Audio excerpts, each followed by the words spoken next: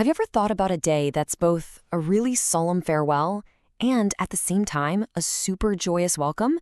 A day that connects us to our deepest past, while also launching us into this big period of celebration? Well, that's Mahalaya for you. It's a tradition so many of us observe, but its true dual identity is often a bit of a mystery.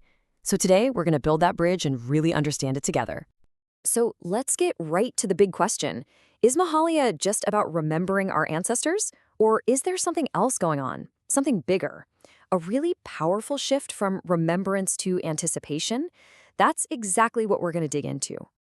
You know, this reminds me of a story about someone named Priyanka. For years, she kind of just went through the motions of Mahalaya. But one year, she was running super late for everything. And in that rush, she just felt this complete disconnect. And it hit her. The intention, the timing, it's everything. She said a calm, timely observance is just so much more meaningful than a rushed one. Her story, I think, really sets the stage for why all these details we're about to talk about matter so much. So, to really get this, let's start with the basics. What exactly is Mahalaya? Turns out it's a day that wears two very different but totally related hats. At its heart, Mahalaya Amavasya is the grand finale of Pitru Paksha. That's the 16-day lunar period we dedicate to our ancestors. This is the last and most important day of remembrance. It's also known as Sarvapitri Amavasya, and that name is really significant. We'll touch on why in just a little bit. And here it is, the beautiful duality of Mahalaya. On one hand, it's this solemn farewell to the spirits of our ancestors, who we believe visit Earth during Pitru Paksha. But on the other hand, especially in eastern India, it's like this huge announcement that the goddess Durga has begun her journey. It kicks off the official countdown to Durga Puja. It's this incredible pivot from looking back in reverence to looking forward in total celebration. Now, for anyone looking to observe Mahalaya, timing is absolutely key. I mean, Priyanka's story showed us that, right? So let's get practical and look at these specific dates and auspicious timings for the year 2025. So you might want to mark your calendars. In 2025, Mahalaya Amavasya falls on a Sunday, September 21st. But it's not just about the date itself. See, the new moon phase, the Amavasya Tithi, lasts for about 25 hours. And within that window, there are these special time slots called Muhurats that are considered extra powerful for performing the rituals. The belief is pretty simple. Doing the rituals during these key moments just maximizes their spiritual impact. Okay, so we know the what and the when. Let's move on to the how. What are the key rituals that really define how we observe Mahalaya? It really boils down to three core practices. First up is Tarpan.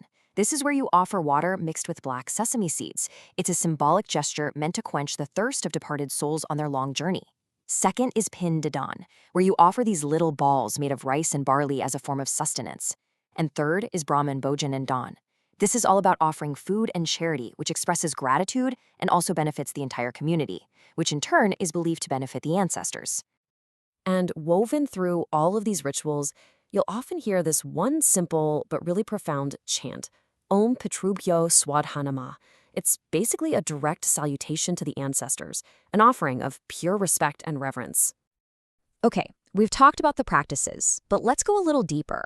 Let's explore the spiritual beliefs that give Mahalaya all its power and its purpose. I mean, why does this day matter so much? Here's the real soul of it. Mahalaya is seen as the final chance in the year for our ancestors to receive offerings from us before they head back to their realm, Pitruloka. It's the day they're believed to be closest to us, showering us with blessings. And remember that other name, Sarvapitri Amavasya? This is huge.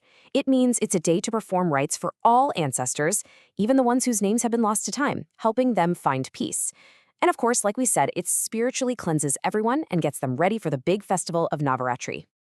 And this is where the energy truly shifts. According to mythology, Mahalaya is the day goddess Durga actually begins her descent from her home in Mount Kailash down to her maternal home here on Earth. This belief just infuses the whole day with this incredible, powerful, divine feminine energy and the real excitement of the party to come. So, when you strip away all the layers of rituals and timings, what's really left at the very heart of Mahalaya? It's all about connection. It's about a bridge that stretches across time. This is captured so perfectly in another story, this time about a woman named Mamta. She had been feeling more and more distant from her family's traditions and her roots. But one year, she decided to really observe Mahalaya with her whole family. And she said that in performing those rituals together, she felt this incredible sense of peace. For the first time, she felt truly reconnected with her ancestors, understanding that she was part of this long line of people, something much bigger than just herself. And that is the ultimate takeaway, isn't it?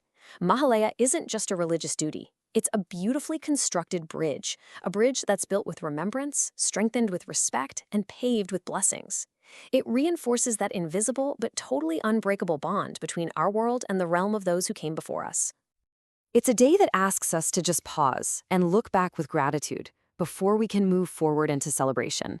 It's a farewell and a welcome, all wrapped up in one. So here's something to think about. In a world that is always rushing forward, what kind of power can we find in building our own bridge back to those who came before us?